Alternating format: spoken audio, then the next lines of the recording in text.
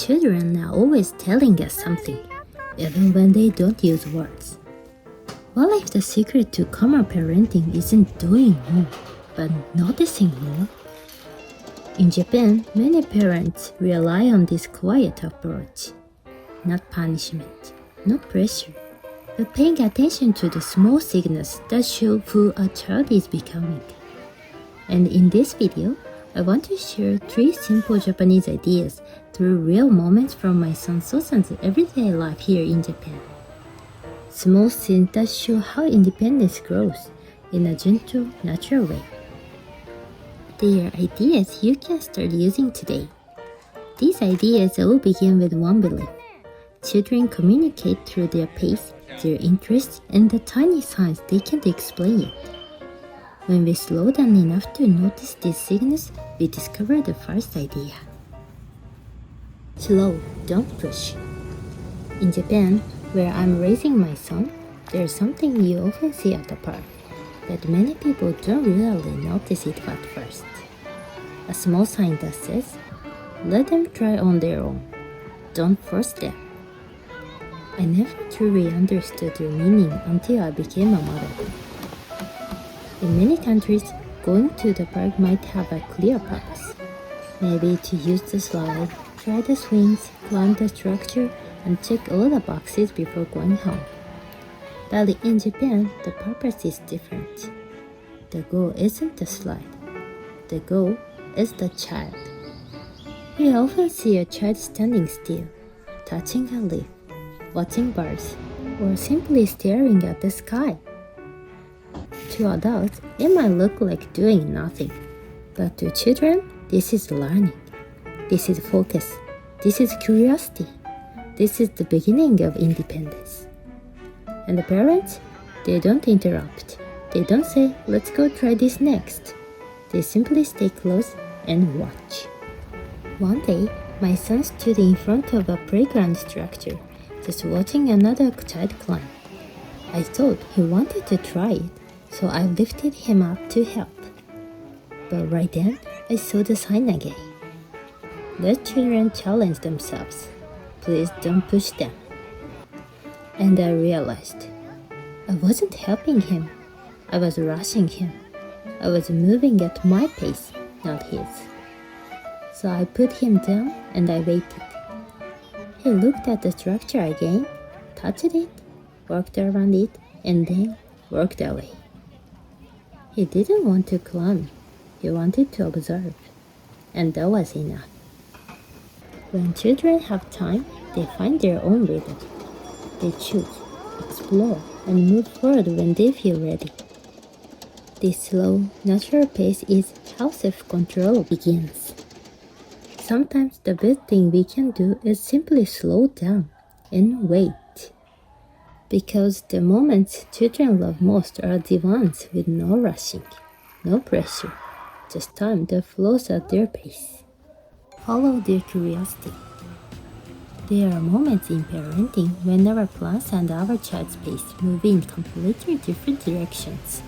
As adults, we have schedules. We need to get home, make dinner, clean our room. But children live in the present moment. When they find something they love, they want to repeat it again and again. And honestly, I used to struggle with this. I didn't understand why my son wanted to do the same action over and over, and I didn't know how to end it without tears or frustration. But one day, at the children's center in Japan, a staff member told me something that completely changed the way I parent. One day, my son was going up and down the stairs again and again, and again. I was ready to say, okay, we're going home now. We had things to do, dinner to prepare, time was running out. But the staff member gently stopped me and said, let him continue a little longer. He will stop when he is satisfied. I wasn't sure, but I decided to trust her. So I waited. He climbed to the second floor, came back down, went up again, and repeated it several more times, and then he simply walked back to me, calm peaceful, completely satisfied. Just a smooth transition to the next moment. That was the first time I truly understood the power of letting the child finish what they started. And one of the best investments in their growth is the true meaning of slow is smooth and smooth becomes fast. Notice the signals. In Japan, parents often start by simply watching, noticing small things. Tiny signs that children don't say out loud. Her eyes look sleepy, maybe she's ready for a nap. He's staring at the bird, maybe he loves animals. This kind of gentle observation is common in Japanese parenting. We don't just watch our own child, we watch all the children around us. It's part of a cultural habit, trying to understand feelings by noticing small actions, not just words. Because in Japan, people often express less directly, so we learn to read faces, movements, and moods. We learn to sense what someone needs before they say anything. And in parenting, this becomes a powerful skill. Children can't always explain what they feel. They don't have the words yet. So parents have to read the signs. When we observe well, we can understand their real needs, not just the words they say. And the more I observe my son, the more I notice the quiet moments that show how quickly he's growing. Like the day he pointed to an ambulance in his picture book at the exact moment a real siren passed outside. A tiny sign that he understood the world in a new way. Or when he placed a puzzle piece he couldn't fit just yesterday. These small discoveries remind me that observation let us witness the miracles happening right in front of us. In Japan, many of us aren't used to expressing feelings directly. I'm the same. When my thoughts get messy, I write in my journal.